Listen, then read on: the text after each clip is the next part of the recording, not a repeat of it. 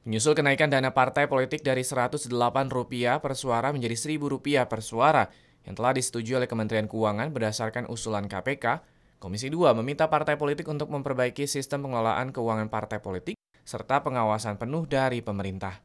Anggota Komisi 2 DPR RI Rufinus Hotmaulana Hutahuruk menegaskan, kenaikan dana partai politik harus dianggap sebagai sebuah tantangan bagi partai politik untuk meningkatkan transparansi pengelolaan keuangannya. Partai politik harus memperbaiki sistemnya terutama terkait kaderisasi partai politik sehingga melahirkan SDM yang berkualitas.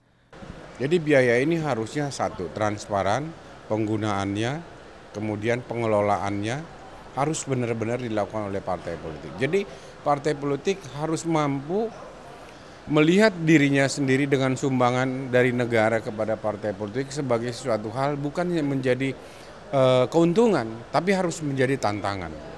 Anggota Komisi 2 Ahmad Baidowi menilai hal ini bisa membantu partai politik untuk memperbaiki kinerjanya dan juga transparansi dari anggaran pengeluaran untuk kegiatan partai politik, hingga harapannya mengurangi stigma negatif terkait persoalan kasus korupsi yang banyak menimpa anggota partai politik. Referensi dari BPK dan KPK, korupsi politik muncul akibat salah satu rendahnya bantuan dana politik dari pemerintah, dari negara. Sehingga kebutuhan operasional partai politik itu dibebankan kepada politisi-politisinya.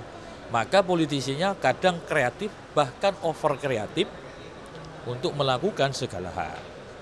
Dwi Ayu Lestari dan Kristio TVR Parlemen melaporkan.